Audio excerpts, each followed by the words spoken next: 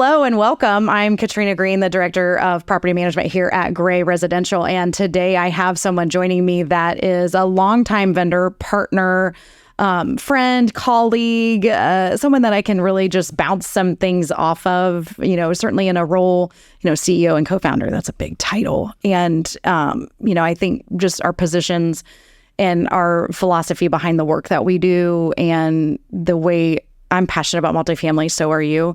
Nonetheless, welcome to the complex.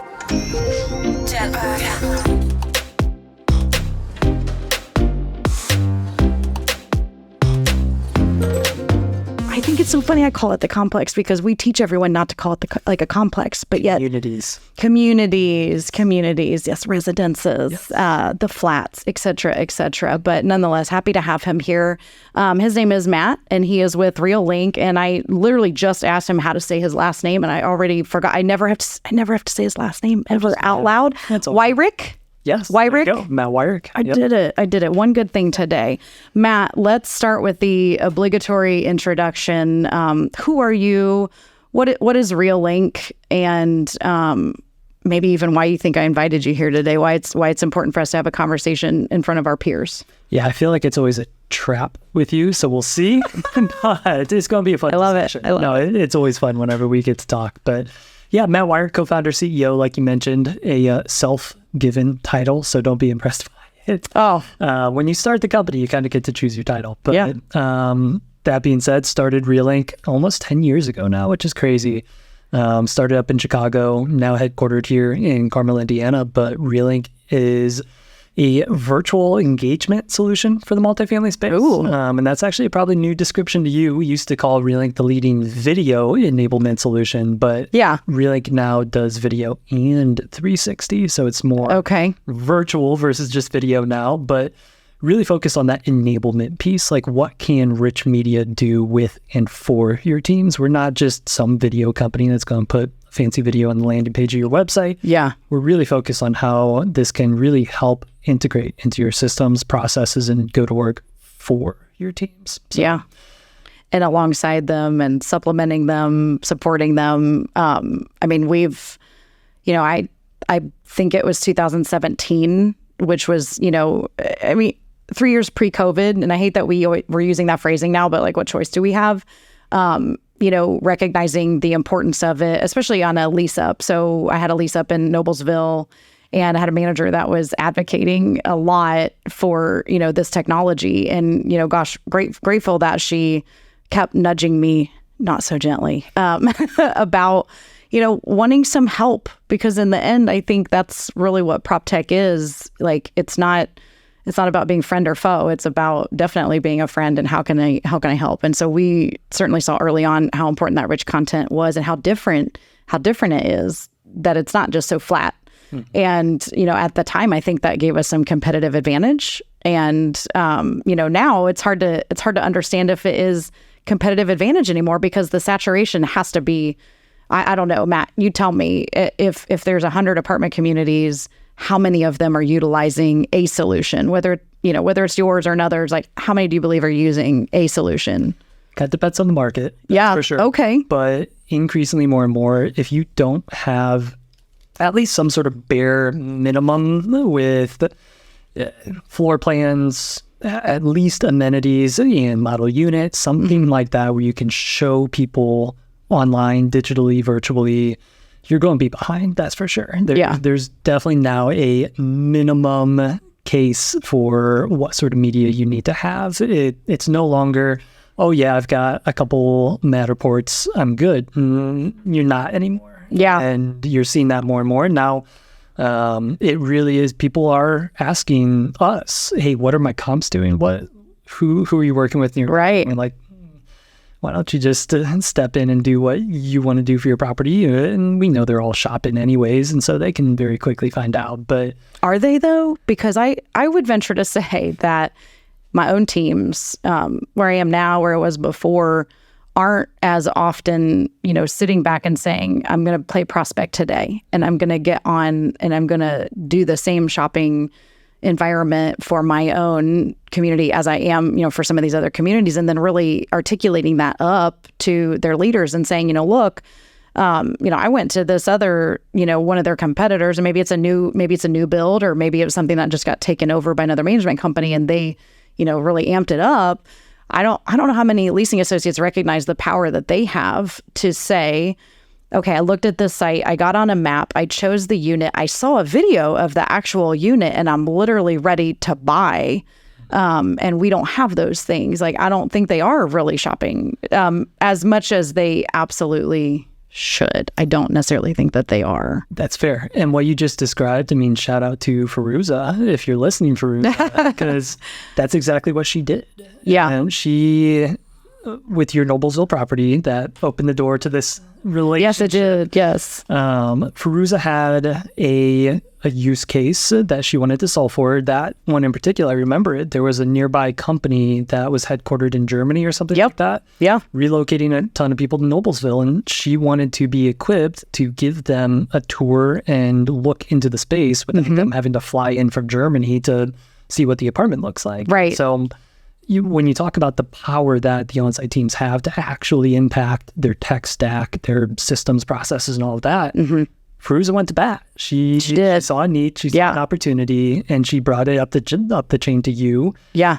You bit, and it really spiraled from there, where that one decision that Firuza made to invest in this and take the time to build the case around it, pitch it to you, that had lasting impacts across your portfolio there. And you made so many big decision moves. We did. And but also we actually used it, and it takes a passionate person on the other side, or used to, I suppose, take a passionate person on the other side to go get the content, because it didn't just poof, it didn't just come out of the air. And then immediately I'm thinking, well, if we were really all stars, we would have, taken a few video tours in German, and actually Firuza speaks fluent German. And so I've seen her do presentations that way before too. I actually took a voice recording of it one time. It was a lot of fun. But, I think taking that, we didn't take it a step further, but operators could take it a step further. I had a conversation in Bloomington actually last week with a resident who said that the company that she works for brings in a lot of people from Venezuela.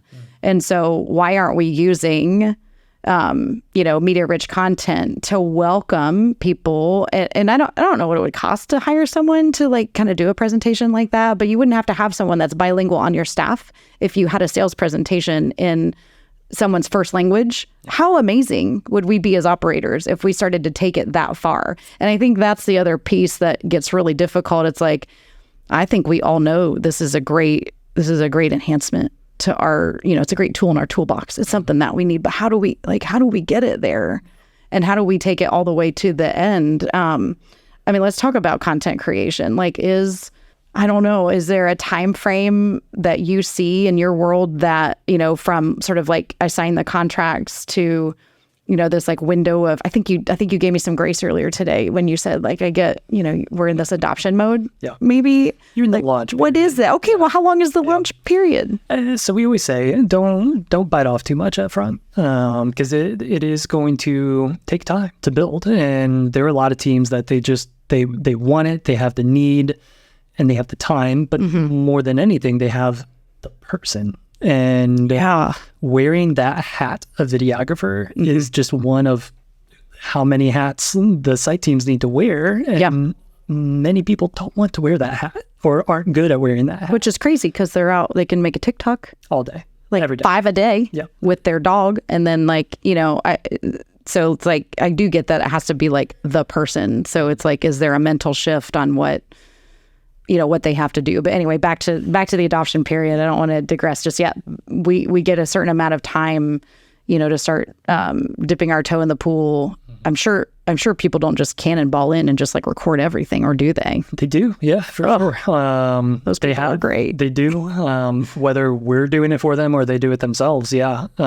especially when you're talking about new construction, there's no better time to do it than when that unit first delivers. Right. But ultimately, what we've found to really make it click for the teams, and why we say let's crawl, walk, run, is in that crawling phase. If they can just get that one push notification that says prospect X just watched your video, and they see the second notification pop up and they're like, this person's engaging, and they get that excitement, they see the results, and when that person who viewed that video turns into a signed lease, they're like, they get it, and they're like, okay, this actually is going to help me. That is gratifying, because otherwise emails and sometimes texts, it just feels like they go out into the universe, and then it's like, did anybody hear that? Did I even send that email? Did it happen? And then I think too, that's where leasing associates,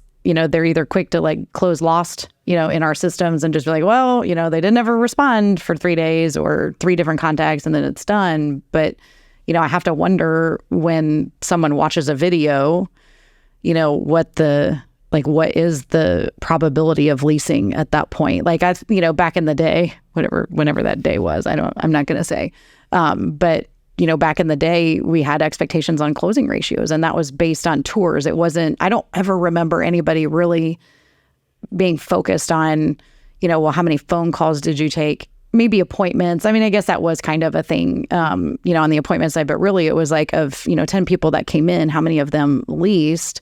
And there were some expectations there. Can we hold software to the same standard?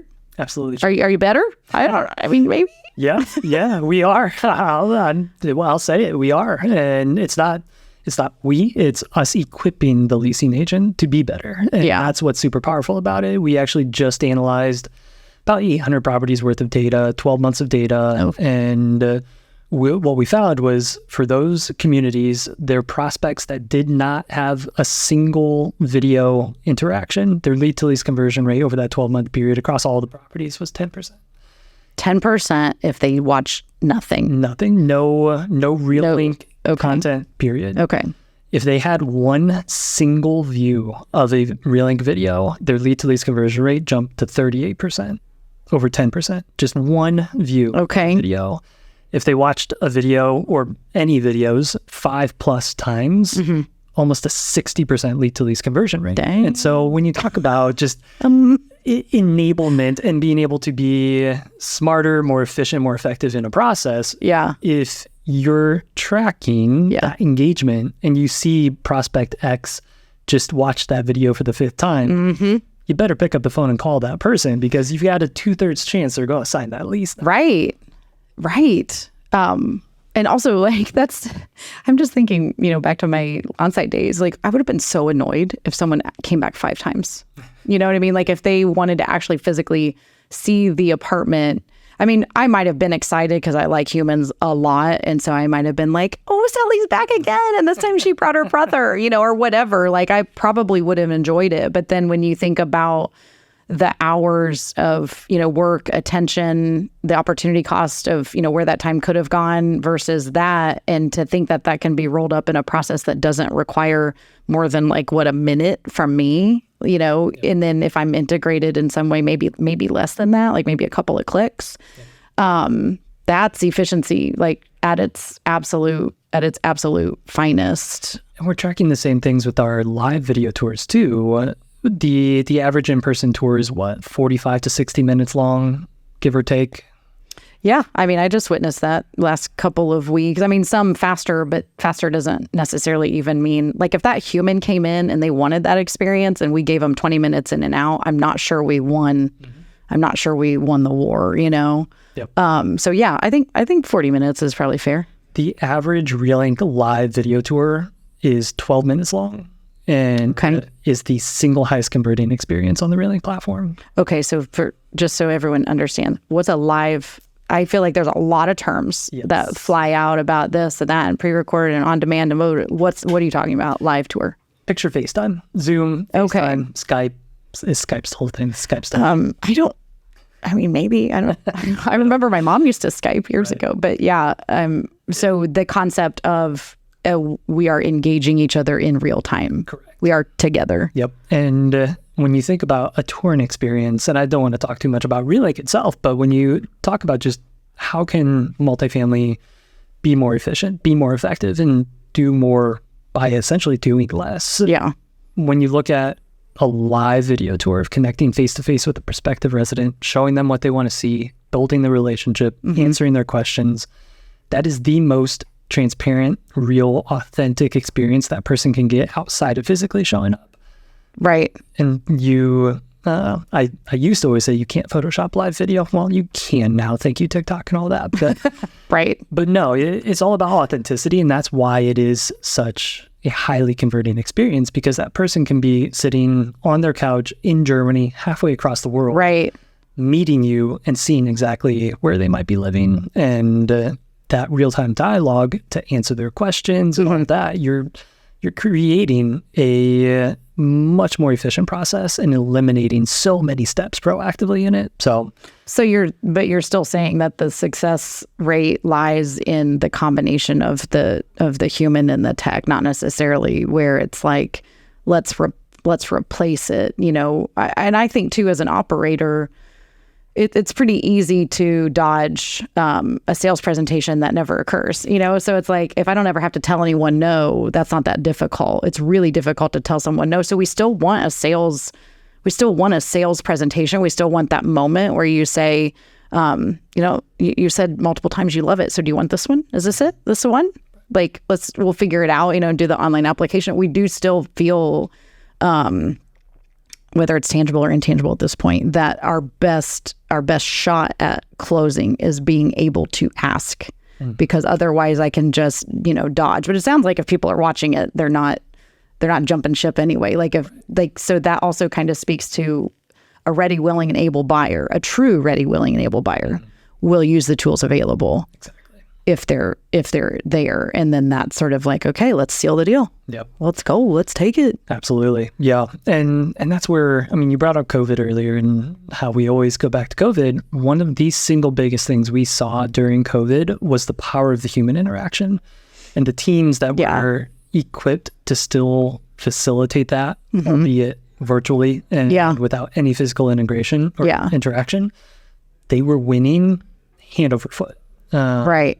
And people, whether they will admit it or not, there's still something about that human interaction that instills that trust into the process. Oh, yeah, for sure. I just think the fact that we could keep an appointment, be personable and friendly, like it is about, I feel like a repeat, but like I've always said, the process of anything sales-wise is actually just about like confidence. Like I just have to chip away and get you to the point where you're confident in the product, in the service, and the people. I do still think that that's where the human, like we do have to just convince you, like, I got you. We have to say those words in some capacity or one another, but like I have to say, I got you. But it doesn't have to be that, I got you because I met you at the apartment or because, the clubhouse was open for 9 hours today. That's the other piece that just gets really tricky right now. We on one hand, we're all talking about workforce every single day. Every conversation I have has some element of it with other leaders. And part of it is very it's motivated very genuinely. Like, how can I give someone a great experience in this industry that I love? But how can I also make sure that I'm being fruitful with my owner's money and being efficient? Because it's not like we really increased our marketing budgets to allow for prop tech. You know what I mean? However many years, 10, 15 years ago, whatever that looked like we had our subscriptions to, we actually had ads in the magazine. I can say that out loud, and maybe some of my listeners won't make fun of me because they feel, okay, billboards, benches, the Kroger shopping carts. Yeah. Anybody else? Yeah. I think one time we had a sticker at the pharmacy on the bags. I don't know. Really embarrassing tactics. But what choice did we have, I suppose, like in terms of like the outreach? But we're trying to make room in our marketing budgets for all of this, and it's like, where's the give and take? And unpopular opinion, I suppose, or maybe popular opinion, depending on who you talk to, is that does it replace humans? Yeah, and that's where just put Matt on the spot. Wasn't that mean? That was horrible. But such a prime question that so many people are wrestling with today, and that's where it truly is two sides of the debate. Where even on the vendor side, the prop tech side, there are so many companies that are going all in on replacing the human. Yeah. AI this, AI that, we're going to replace, and it's going to be fully tech driven. Yeah. And then you have the other side of the spectrum where no, we're here to equip the humans and make that human being as efficient and effective as possible. But then, honestly, my stance, in my opinion, it needs to be a combination of the both. Diplomatic, good work. Of course. Nice. But the thing about it, there are so many efficient, I keep using that word efficiency. Yeah. Industrial engineering, nerd, process improvement, all that. But when you have people, you talk about just workforce. And one thing I love that your mindset is always, how can we get the highest caliber person in this seat, in this role, and then be as motivated as possible in that role. Yeah. And when you have that mindset of having high caliber, highly motivated individuals that you then equip with technology, and if you can take things off their plates and make them better, more effective, more efficient at what they're doing, all of a sudden the conversation becomes, okay, we had a 4-person leasing team at this property. Yeah. And they all were converting 10% leads into leases. If we can have a 3-person leasing team that's converting 40% of our leads into leases, all of a sudden you're closing more leases more efficiently, one less person on site, and those individuals are making more money because they're making more commissions and they're going to be seeing results and seeing the fruit of their labors. Yeah. And so I truly, back to the question, think it is a combination thereof of what can be taken off those individuals' plates to free them up to be better at what we need them doing. I mean, that sounded pretty good.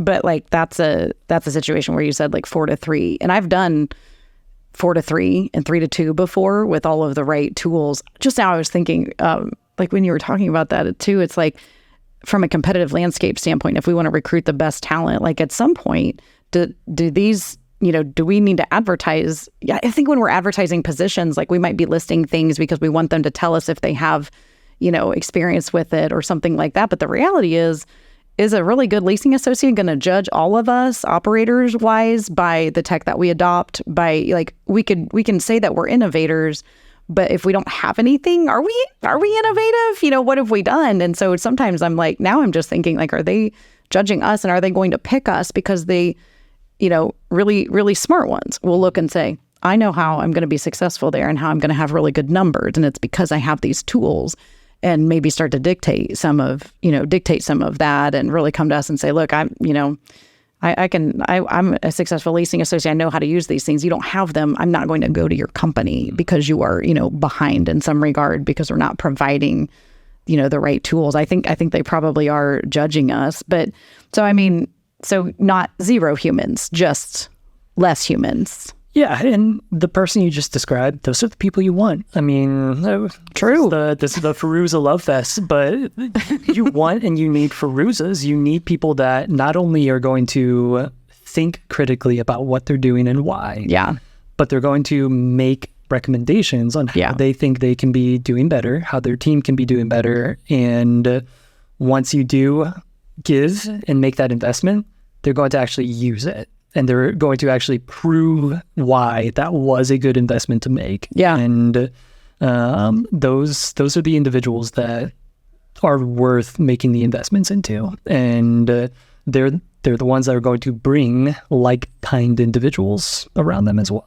Yeah. And dangerous to have the other side, like dangerous to have someone who's afraid to utilize it because maybe they are, protective of commissions. Like maybe they're worried, well, gosh, if I use these tools and if it's successful at the rate in which you have reported, at what point, if I'm using the tools, if I work myself out of a job, like is some of the adoption resistance, not necessarily like, I don't want to say that it's maliciously done, but we are an industry that talks about commissions. It's a thing.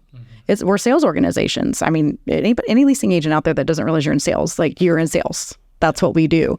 Sales and marketing and et cetera. But like the other dangerous thing is from an operator standpoint, we need to be communicating early and often that use of the tools isn't with any intent to take away commission. Like we still need the leases and we still need them to use the tools and we need them to not be afraid and not fight it But I would guess some of us have done, myself, I've probably done a bad job of that in certain places, like where it's like, okay, use this cool site map, use these videos, use this text, watch the AI, stay on top of AI, or at least what's going on, like kind of watching it more than doing anything with it. And then you kind of pick up at the end and off you go.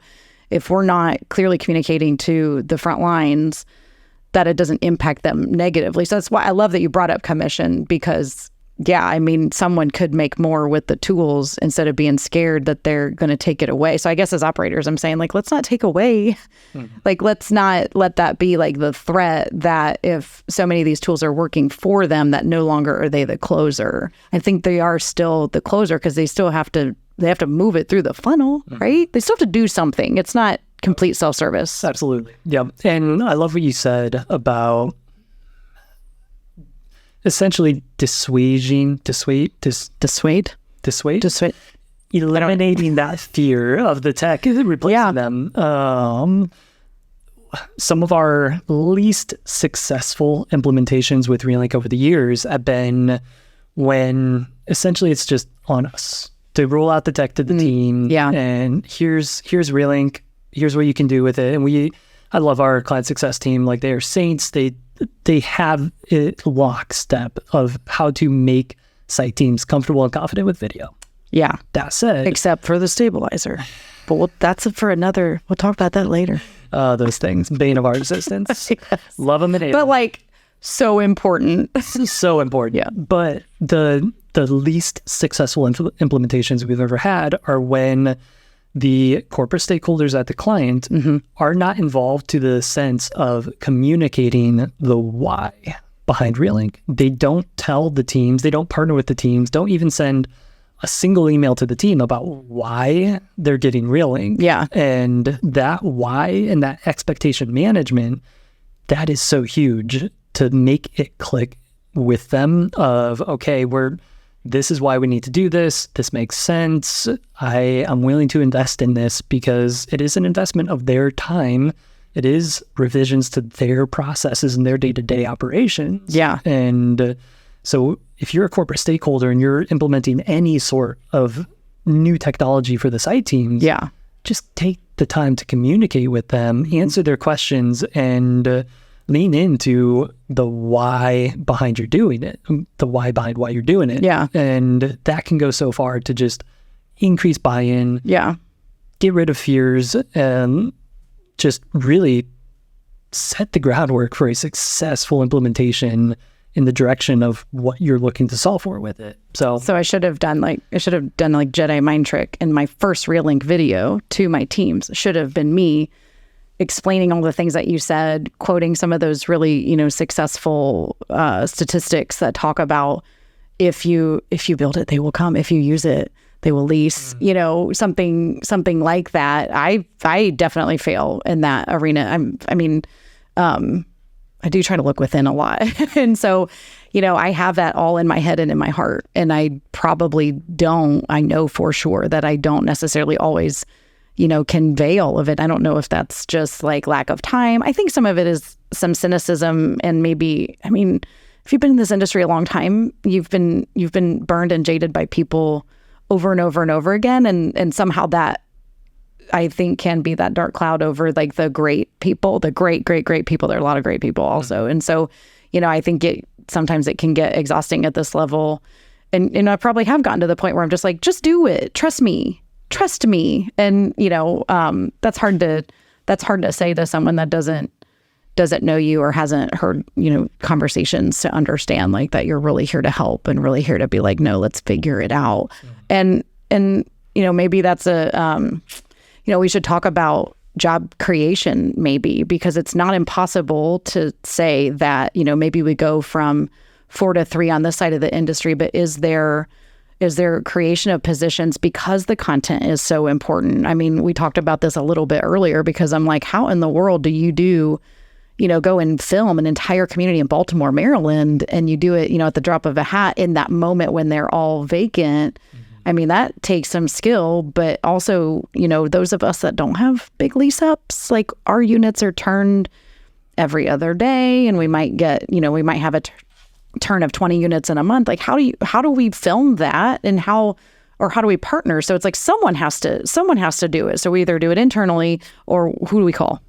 Us. Right, obviously. Yep. But yeah. I mean, is that job creation? Are there leasing associates out there that someday, I'm not saying today, and I'm not saying with Realync specifically, but like that someday you are more of a marketing content creator that understands multifamily, and you're able to service somehow? I don't know. Yeah. I mean, it's not all doom and gloom. Oh, for sure. No, absolutely not. And we have so many examples of site team members that just thrived on Realync, and with the numbers they were producing, the videos, and just for lack of better words, the brand that they built around themselves by leaning in and investing into that, it opened so many doors for them to move up. Actually, our very first multifamily client ever, and our first property ever, one of the site team members there, he just went off on Realync and just killed it. I mean, okay. It was a hyper adopter, absolutely. And from the outset, there was no benchmark for him to see what other people did or anything. He just leaned in and went for it. And yeah. Granted, it helps it. I think it was like a 1,200 unit building. So yeah, no shortage of things to record and shoot content of. Yeah. But the more that he leaned into it, the more the corporate team saw that. And eventually, he actually was pulled straight from the property up onto the marketing team and was eventually given an entire region. And it was part of his scope was working with all those properties to make sure that they're doing a good job creating the content to help inspire the quote unquote next generation. Right. And things like that. And we've seen that so many times across all of our clients, where there is power in it, with doors that can open up if you just lean in and invest the time and the energy. Like, it's, at the end of the day, we are an industry that is very results driven. And as our thank you for saying that out loud. I sometimes think it's like this, we're in this abstract service industry, and we're not. We have investors, we have, owners, we have stakeholders. We consider our own team members stakeholders also. Like, there's a lot to be there's a lot at stake at every level, and so many people start in this industry and have grown. And I mean, I think I'm an example. I'm not saying I'm a great example. I'm just an example of someone that had no idea what they want to do, when they grew up, for lack of a better way of saying it. And, got into leasing by accident because I was going to the tanning bed. And so it's all, yeah, I think the tanning bed kind of, but got into it and then said, gosh, this is a great industry. I'm going to work for this and I'm going to stay in it. And I hope I haven't reached the top yet, but like, it's a great place. It's just an absolute great place to be. And so to say to someone, don't think for 1 second that you can't grow, and that path is not always right to corporate. It's, vendor side. I went vendor side one time and I came back crazy. But that's a fantastic story about someone that embraced technology. And then now that's part of that person's just like core contribution. And how cool. And like, what's that person's title? Just out of curiosity. So he's no longer at that company where he got pulled up, but he was pulled up into a marketing manager role. Marketing manager. Yep. Yeah. And then I would have to check LinkedIn, but I'm pretty sure he's a marketing director now. Okay. So like, that sounds really good. Let's talk about that, because we've talked about it briefly, but are all of the expectations that we put on our leasing folks now, are we straying pretty far away from what the job was, say, like 22 years ago when I started? I thought my job was I was like a greeter. And I was a tour guide, and I was just like, this really friendly, personable, human that was there to just, guide you around and unlock doors and answer questions and go through a price list. And, like we're pretty departed from that now in terms of the body of work that we expect. I mean, knowing what you know about just all the products available, integrations and the content, like, are they really marketing people now?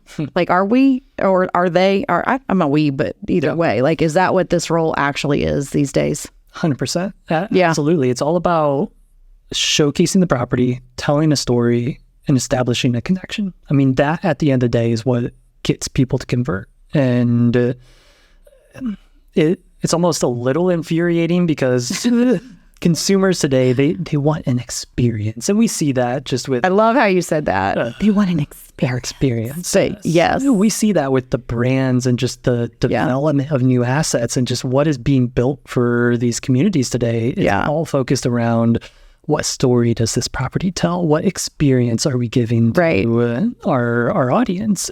And the people representing that property, that's what they need to do. They need to represent that property, tell the story, make the connection, provide the experience. And so it's much more than shaking hands and kissing babies. It is, I mean, to get a little technical from like a software standpoint for us, when we think about how we take Realync to market, it is omni-channel, cross-channel, multifaceted, multi-touch attribution. And it's the same thing for your units that you are trying to lease.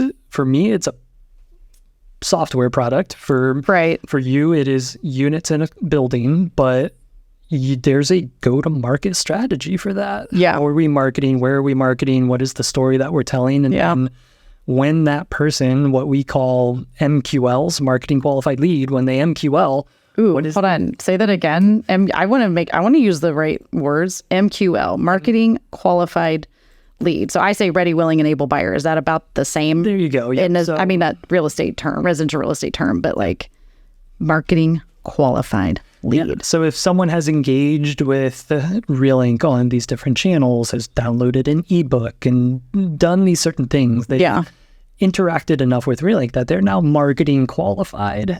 And so now it's, okay, what message do we take to this person to further qualify them into a sales accepted lead and a sales qualified lead? And so it's all about nurturing through the funnel. And it's the same exact thing for leasing a community. You need to market it. You need to establish a connection. You need to qualify that lead. And then you need to close them. And and so when we think about the people that can do that for Realync, people that can do that for your communities, it's almost kind of the same person. It's roughly the same. It's the same skill set. If someone can tell a good story, is very personable and can make a connection and is not afraid to make the ask, like you talked about earlier. They're going to be successful, but they need to be competent and confident to do it across all these different channels, utilizing all these different technologies. And it doesn't mean they all have to be videographers or TikTok stars. Yes, they do. I mean, maybe if, because the other piece of that is like who's it delegated to? Like, and maybe maybe you have, I mean, you're very sophisticated.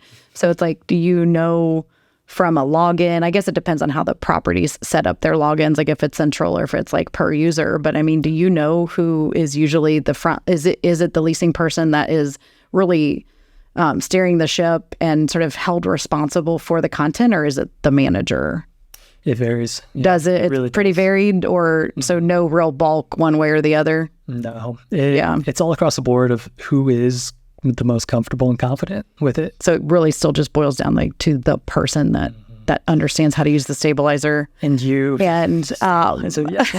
and turnover in this industry too. That's out of the bane of our existence. We may have a rock star at that property who's just killing it on Realync, and then they leave, go to the brand new lease up down the street or whatever the scenario, and all of a sudden that team is like, well, I lost him or her. The point person. And so there is a lot of that retraining element for us where we'll see usage just completely drop off for a community. And we're like, well, our guess is someone left, and now we need to engage that team, get them re-engage. I mean, it's probably a lot. I mean, I know that it's a lot for sure, but that's where it's like, do we lose? I mean, I know sometimes we just lose people to the same position down the street because that property's new and flashy, or they knew someone that worked there and they brought them over. But like as an industry, would we be well served to retitle?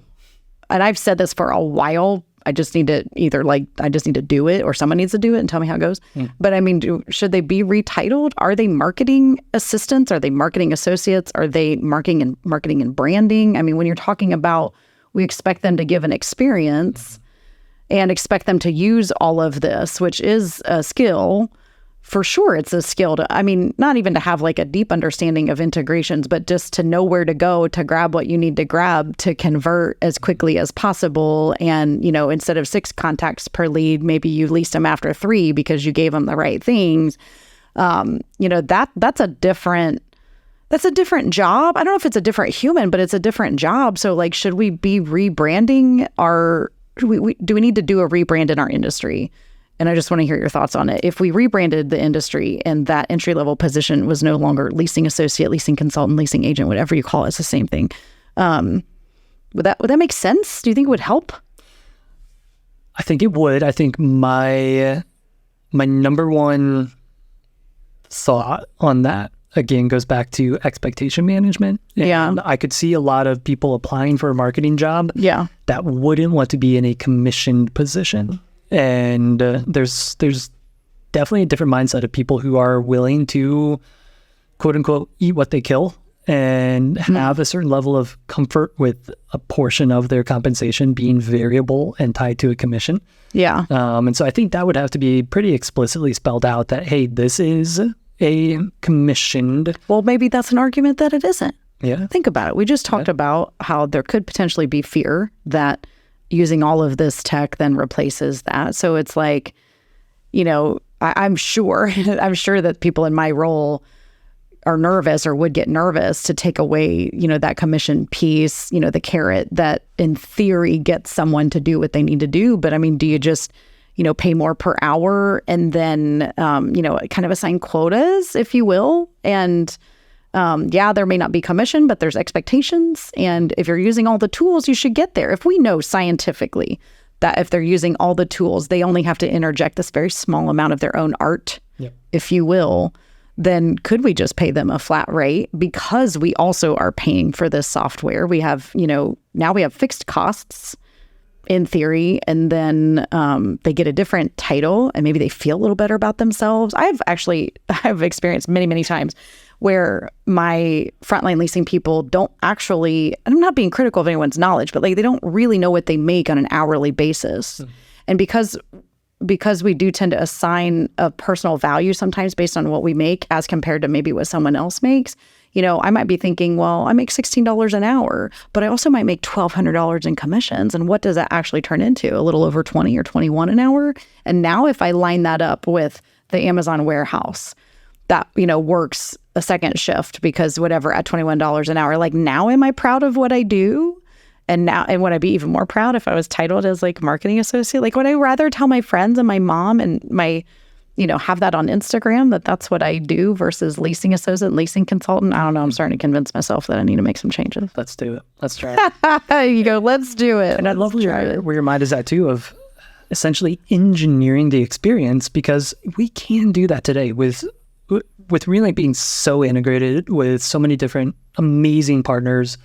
Top of the funnel, website, active lead, engagement, touring, you name it, all the way down through a bunch of operational resident engagement stuff. But at the top of the funnel, when we look at the different integration points for Realync and the different data that is flowing from one company to the other and things like that, at the end of the day, you can engineer it to a certain degree of certainty. You can say, hey, if these leads are coming from here, here's the process, here's how it's going to flow, they're going to get this from here, this is the expectation. And like, you truly can engineer a leasing experience. And obviously there's going to be if this, then that. I was just going to say, like, I feel like we're kind of told though that we need to do what the consumer dictates. But are you saying that if the consumer only has, you know, sort of 2 paths through the maze, we've designed both paths, they're going to get to the end? We don't have to let them choose.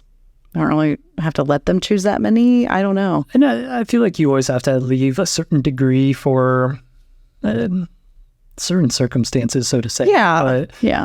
I think there's a certain level of confidence around, call it 90% of leasing experiences that you could put through this particular flow. They have different inflection points that put them down this path or this path. And yeah, I mean, it's the definition of omni-channel, multi-touch, and just engineering the path. And so, I mean, your marketing person title. I mean, they step in and they're an operational marketer, nurturer, whatever you want to call them. And as long as you have someone that understands the systems and the processes and is personable enough that they can make the ask and establish a connection, they'll kill it.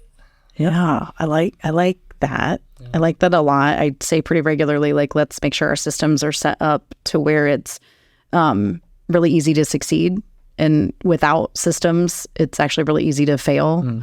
You know, so I definitely want to get to that place where it's like so scientific that you know, we'd have to really, really mess it up. I definitely want to get to that point. Let's talk about an area where I think I have messed up or not messed up necessarily, but like when I think about, and this is I guess a good problem that I have every time I learn about some kind of tech, I'm like, what would be the max use? And to me, the maximum use is actually, you know, using the same thought process and path with our employees as we do with our prospects. And so, you know, like journeys, and full disclosure, like I obviously do subscribe to Realync. I'm not 100% saturated in my organization just yet, but I just started, right? Give me a minute to work things in. But I'm working on it. Yeah. But nonetheless, like, you know, talking about like the consumer sort of being guided down that path and that journey, like I look at this and I'm like, I need this for my employees. I need this for, you know, when you mentioned the fact that we have turnover, like the onboarding piece, like how can I onboard, you know, employees with a series of things that is more likely to be successful, whether that's in terms of, you know, company culture or just company standards. And, you know, I'm at sites all the time where I'm just like, how do they not know some of these fundamental things that we're supposed to do every day? Like, to me, I was taught well, I will say that, had some great leaders. You know, I was taught that you don't just walk in the door and go sit at your desk. Like, you have to walk around, you have to hit your model, you have to see everything, you have to smell everything, you have to make sure we're good to go. You know, you have to have a conversation maybe with your maintenance team early and often. You know, the fact that maintenance teams are just like vanished out there. Like, I don't even, and I'm just like, I have not seen this person all day. And it drives me nuts because I used to see Mike multiple times a day in a good way. But nonetheless, like articulating the path, articulating the expectations. Like I look at video technology and just say, why are we not using the same principles for our employees as we are for our prospects? I mean, how do you train your employees? Like, do you use any of your own technology internally? Yeah, for sure. And I think it really becomes, again, the central theme of the conversation feels like expectation management and just communication. And or show me versus tell me. Exactly. Maybe. Yep. And that's what's powerful about it. And obviously you have a dispersed team and they're out, they're at the property, they're traveling, they're doing all these things. And so when it comes to effectively communicating something, simply getting in front of the video, the video gets clicks. So the likelihood that your employees are going to actually click and watch the video is much higher than just sending a 4-paragraph email to them. You mean the memo with a lot of words, and then I'll be like, didn't you read the memo? And they'll be like, what?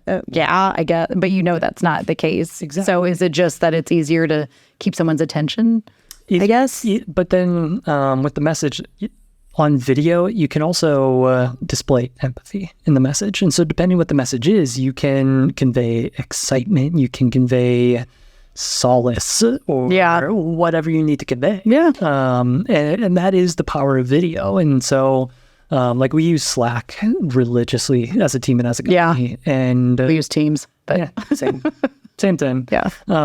But anytime I can, I try to send a video message instead of just because it's actually faster for me, and I'm a pretty fast typer, but it's faster to just record it and send it. Okay. And they can also go back, they can rewatch it. It's my face establishing, even though it's not live, there's a certain level of connection there. And so, there's a ton of power with that. And it all really boils down to human connection empathy and just engagement and being able to convey something specific. Yeah. Like we talk to the site teams all the time, especially here in the Midwest around in the winter when it comes to snow removal or yes, freezing pipes or things like that. Like it just hop on camera. Like it's what other horrible things do you want to remind me about? That's right. So many things. Now's the time to talk about snow though, because it's like 95 degrees outside, so it's like hard to fathom. But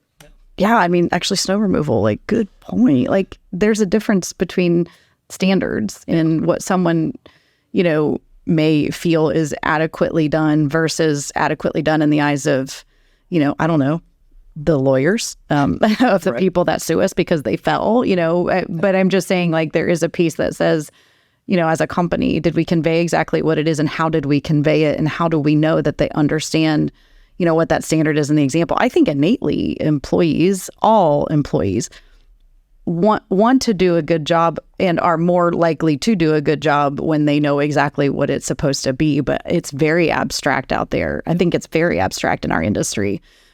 Because content creation is hard. It takes a lot of time. But it doesn't have to be. So one of my primary sayings in life of Realync is video doesn't have to be complicated to be successful.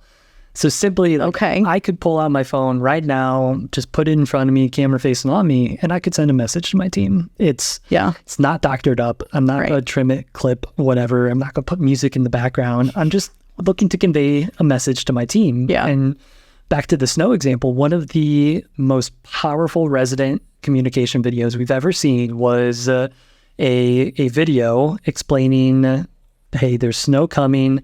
If you can not park in front of your car over the edge of the sidewalk so that our equipment can get through, we need to clean all these reasons. And had they sent that via memo out to their team, it would have been 5 people. 5 people would have read it, and it would have, the people that did read it would have probably been annoyed by that. Like, really? But they sent it via video, and the video conveyed a familial tone of, hey guys, we're all living here. Like, can we all just do this little thing? That is going to help in this way. And they can track all the views. They know the engagement that they're getting. And so they could tell that it worked. And also when they went to remove the snow, obviously there wasn't 100% adoption. Never is. Still those cars, but overwhelmingly it worked. That was a really good idea. I wish that was my idea. We have a saying between one of our other directors and myself. We had an employee one time that just in conversation something came up and it was a good idea, and he just goes, "It's too late for that to be my idea." And so now, anytime someone comes up with something, I'm like, "Well, too late for that to be my idea." I mean, that is sort of like the byproduct. Everything that we talked about earlier was marketing, but the reality behind the usage is that if you are creative, certainly lots of different ways. I had a team once that used it to show people how to fill out a money order. We had a high international demographic, couldn't always get U.S. bank accounts, for whatever reason, high influx of money orders, but no real knowledge on what it was and how to do it. So she filmed a video of that. She filmed a video of how to plunge a toilet, which, I mean, I just remember her saying, what's the most PC way that we could, show a toilet that, needs to be plunged? And I'm just like, I have no idea. And so, listen, I can't believe I'm telling this story on this podcast. Our director of facilities said, coffee grinds in a coffee filter. And I was like, okay, that feels very PC, but still sort of gets the story across, and with maintenance on call being such a hot button, it's just the hardest thing to overcome. Anytime that we can teach the residents, and I think that shows good faith with the maintenance teams too, hey, we're not just using this fun, fancy tool for, marketing and fluffy stuff and to invite everybody to resident events. We are going to use it to self-educate a little bit. We're going to use it to help, ease some of your burdens too. To me, that's where video shouldn't stop at the marketing, shouldn't stop at the external. We really should dig in and use it internally a little bit more than we do. Absolutely. I mean, it's a communication tool, and everyone always lumps video into marketing. Yeah, and, there's a lot of value there, but at the end of the day, video is a communication tool. And COVID proved that more than anything else. Like, literally everyone lived on Zoom and FaceTime and all of that. And I did hangouts with my friends on Zoom. And same, while we watched Tiger King. Exactly. We were drinking, watching Tiger King, and chatting all at the same time. Yep, it's all... Those are the good old days. And it's just, it establishes a connection, it conveys and communicates something, and it's a powerful tool. So you're spot on with using it for so many different things with your employees. Using it for maintenance, operations, resident communications, you name it. Yeah, like what if one of them was like a water heater troubleshooting, path that is like a series of videos that is basically saying, go turn on, understand if you have hot water, a little or none. Understand if you have it for a while and then it runs out. Understand if you have it in one place and not another. Like whatever that is. I always use that example and I sound like I know what I'm talking about, but I don't. But I'm just saying like, that's where you start to really... Like the value is there and it's proven on marketing. Please don't think for one second that I think that we have to add more to it. But what if we did? That to me would be innovative then. If we started to actually say to ourselves, well, if this psychology, this art form is working on the prospect side, why would we not use the same psychology and art form inside? In teams, let's do it. Yep. Let's do it. Absolutely. I think this has been a great talk. There's one more thing that I think that we should discuss. And it's just because it was brought up at NAA a lot, centralization of leasing. It would be silly for us to ignore it in this conversation. So I can tell you recently I tested, I'm going to say like pre-centralization because I had a site team that definitely needed help fielding leads and making sure that they could be like the number one focus while there's that resident traffic. And, we really needed to ramp it up. And so I hired someone to work remote. And the only way I could do it is because I knew I had some content, because you can't do that without content. Like that stair step, I almost think it's like, it's content and then it's technology in terms of like the CRM, but also maybe your phone systems and some other things, and then centralization. So in your conversations with operators, do you have anyone that has gone full centralized or partial centralized, like because they have these tools and can? Yep, absolutely. And all the above under that umbrella, fully centralized, hybrid, some markets, things like that. And it really does boil down to you still need to show the space, and how are you going to show it? Because unless someone can physically be at the property to meet that prospect, your options are self-guided tours or virtual tours. Yeah. That's it. And you need to have those two things in place for centralized models to work effectively,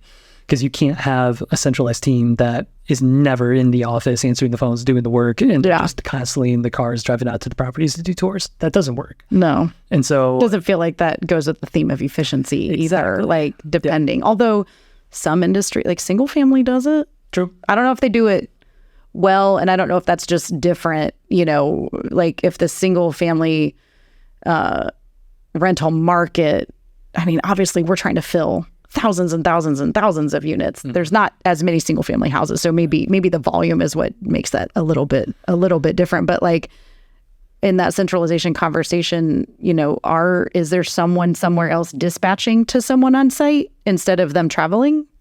So yes, sometimes. Okay. And there can be multi-layered approaches to it. And so when you talk about the single family example, we have a client that has tens of thousands of single family units in the portfolio. Yeah. And I think they have something like a 9-person leasing team. For 10,000 units? For all of it. And it is crazy how efficient they are with this, where they have, like we were talking about, engineering the process. Yeah. Like they have the different ways that people can engage with, see, and tour their properties, and before it ever even gets to a human. Yeah. So there's a certain vetting and qualification process and all of that. And then when that human actually gets involved with Realync, you can be sitting at a computer, connect face-to-face with the prospect, pull up that media library and say, okay, I see you're looking for a 1-bed, 1-bath starting October 1st. Let me see what we have available. Are you looking for this, this, and this? And really do your discovery on the call with them for whatever discovery you don't already have on them. Right.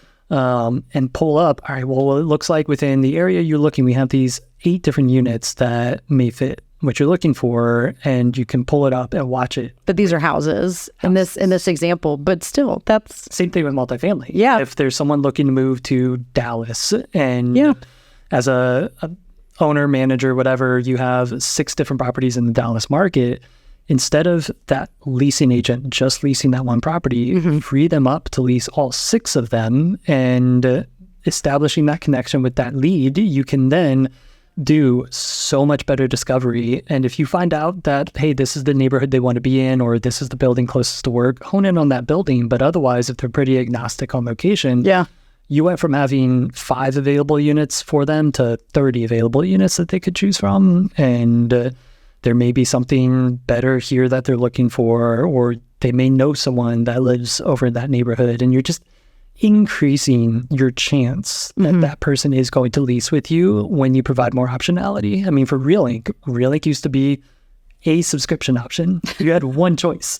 And we've increased the optionality with new functionality and all of that, but also new subscription tiers. And the goal of that was to just increase the options that we have for a client to sign on with Realync. Right. It's the same thing with multifamily. The more optionality you can introduce into the process, and just have that connection with that person to understand what they're looking for, your odds of getting them locked in are just exponentially going up. And so whether, I know that's a bit of a rabbit hole on centralized fully and all of that, but I mean, it's part of the conversation. I mean, you can't start thinking about it until you have the tools to make it happen. So it's like if you're someone sitting at that round table and you haven't discussed it yet, it might be because you can't even envision it because you don't have the tools, like definitely have to be getting that where. And I think it's interesting on single family.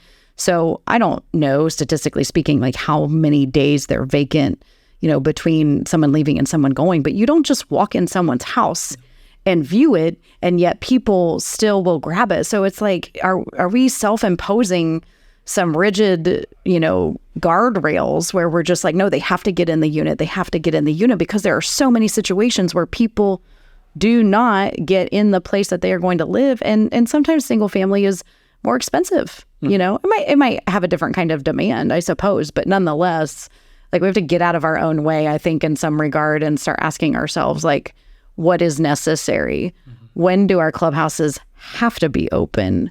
When do we want them to be open? I don't know. And like, so you mentioned self-show too earlier, and that requires some technology. That requires hardware, software, so it's like to get to these efficiencies. I just think as operators, we should never give up because we aren't ready on like the locks, and maybe we don't have some of that technology, but like we have to have a plan to get there, or rather we should have a plan to get there so we can operate really efficiently. And on the centralized conversation, I also just think that's like that's sort of a sidebar in how we can keep retaining talent. Because if the world is telling you, my daughter's 17, so if she's looking at, remote work or hybrid work and recognizing, like the work-life balance that she maybe envisions that, comes with that, like in order for our industry to be competitive, centralization is not like, it's not going to be something that you can avoid, because it's going to be the only way that we can be competitive for talent, because that is a way that we could potentially be flexible, I think. I don't know. I mean, if your daughter could be a leasing agent, a marketing manager, whatever. Marketing associate. I don't know. We'll see what we call her. Right. Yeah. But if she can do that and work from home 3 days a week and still be leasing those 6 properties that she's responsible for. Yeah. It doesn't matter where she's working. It doesn't matter. She would crush it. She's extremely persuasive. Yeah.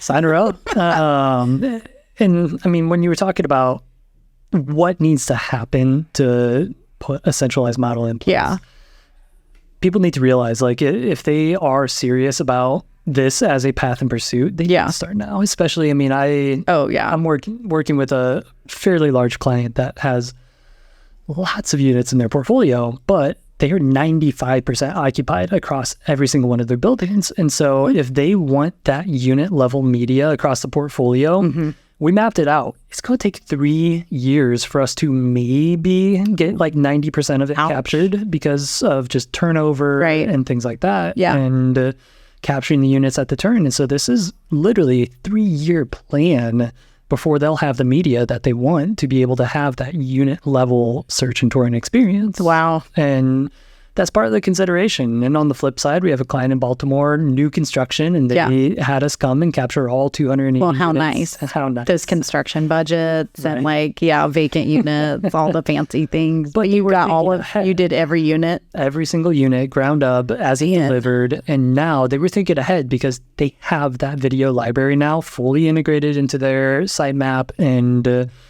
they're good to go. And that content is evergreen. It can be updated whenever they need to update it. But they won't need to update that for a long time. That's like serving leases up on a silver platter. Yep.